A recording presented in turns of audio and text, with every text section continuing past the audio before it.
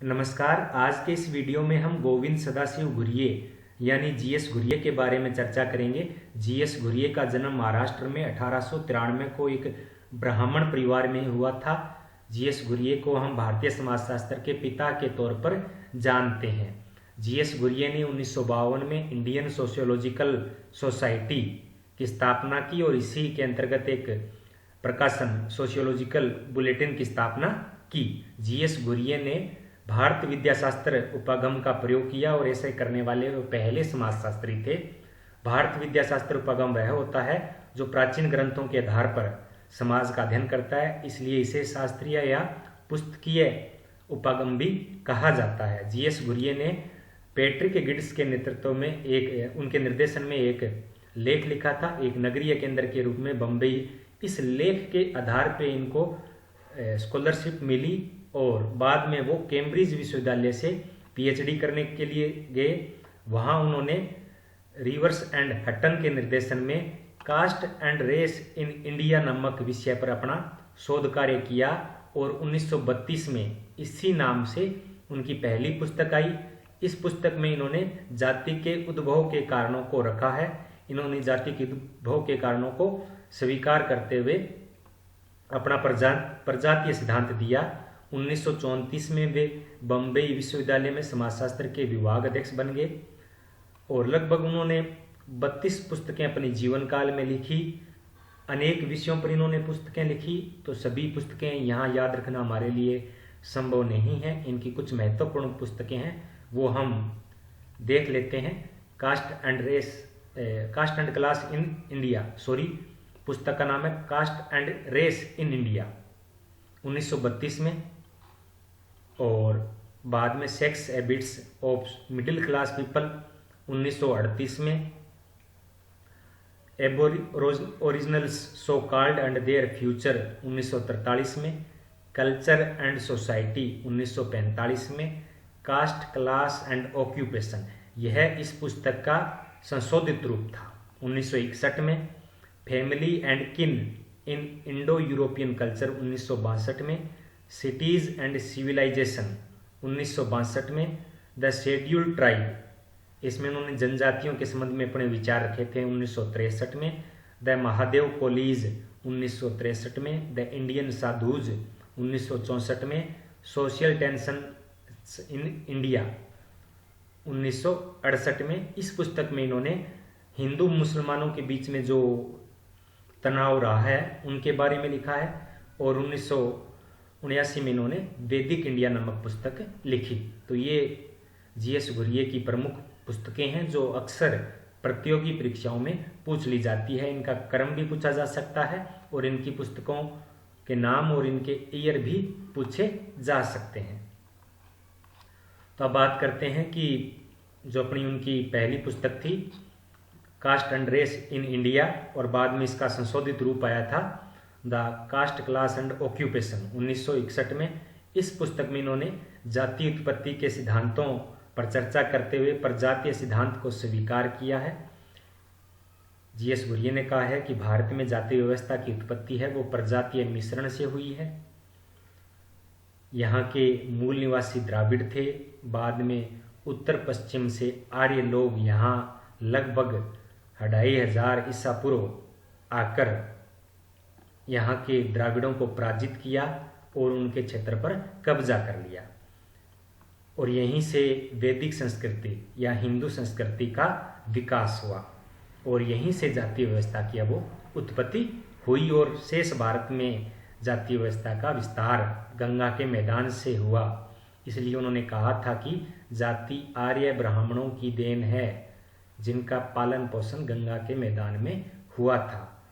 तो मैंने कहा था ना कि जीएस घुरिये ने प्रसारवादी उपागम का भी प्रयोग किया, तो यहाँ प्रसारवादी उपागम का प्रयोग करते हुए उन्होंने जाति व्यवस्था के प्रसार की बात कही है।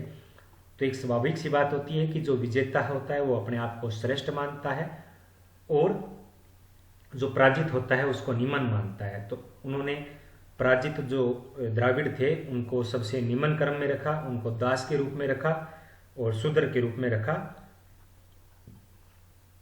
और इन दोनों से जाति के दो ब्राह्मण वर्ग और शूद्र वर्ग वर्ण की उत्पत्ति हुई। बाद में इनके मिश्रण से अन्य वर्ण और जातियों की उत्पत्ति हुई। लेकिन जीएस गुरिये साथ में यह भी स्वीकार करते हैं कि जाति पूर्णतः एक विशिष्ट भारतीय प्रघटना नहीं है। इन्होंने कहा है कि आर्य की वजह से जाति व्यवस्था की उत्पत्ति हुई, तो जहाँ जहाँ आर्य गए हैं वहाँ वहाँ जाति व्यवस्था के लक्षण है वो प्रकट होते हैं। जीएस गुरिये ने जाति व्यवस्था की परिभाषा नहीं दी है। उन्होंने जाति व्यवस्था की कुल 6 विशेषताओं का वर्णन किया है, जो इस प्रकार से है।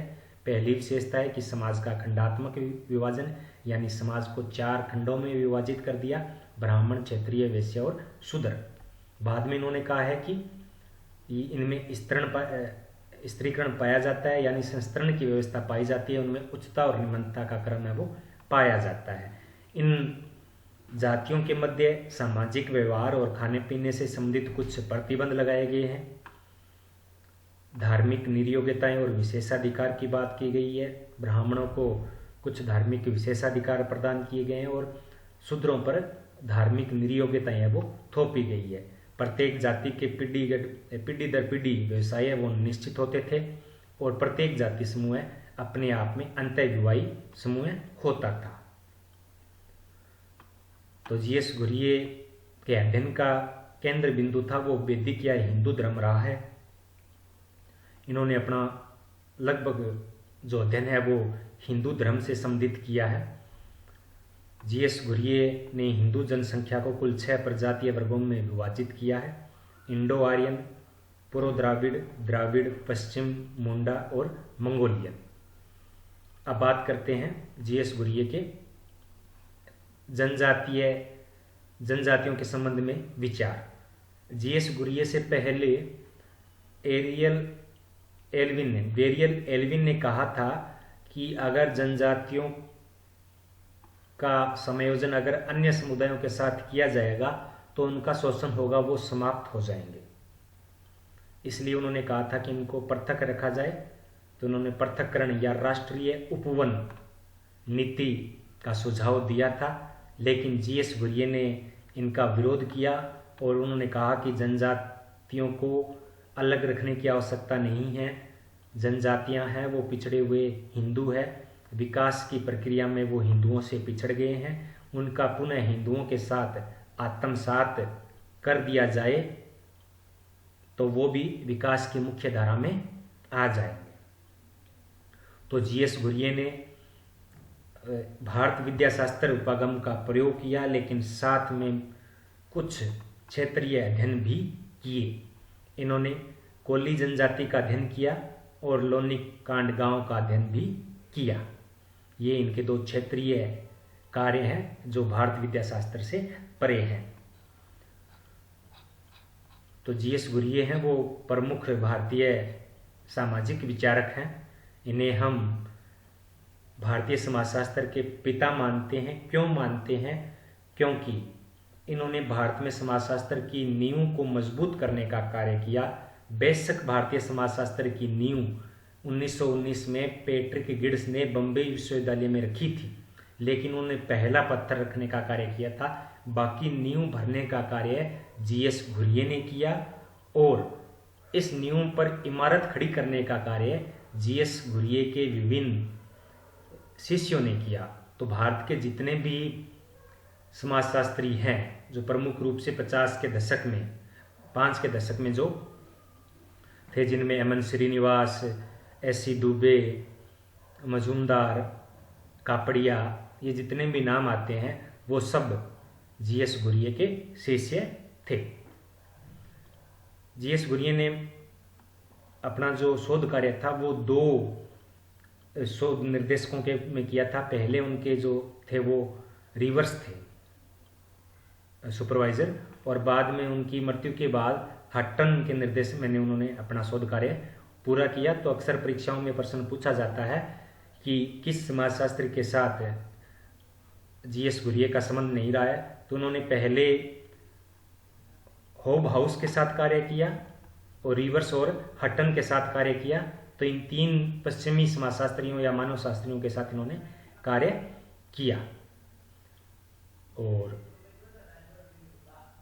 कैम्ब्रिज विश्वविद्यालय और बम्बई विश्वविद्यालयों से ये संबंधित रहे हैं। इन्होंने 1934 में बम्बई विश्वविद्यालय के विभागाध्यक्ष का कार्यभार है वो संभाला है और इन्होंने अपने जीवन काल में लगभग 32 पुस्तकों को प्रकाशित करवाया है और विभिन्न विषयों पर जाति, प्रजाति, जनजाति, मध्यम वर्ग, साधु आदि के बारे में इन्होंने अध्ययन किया है।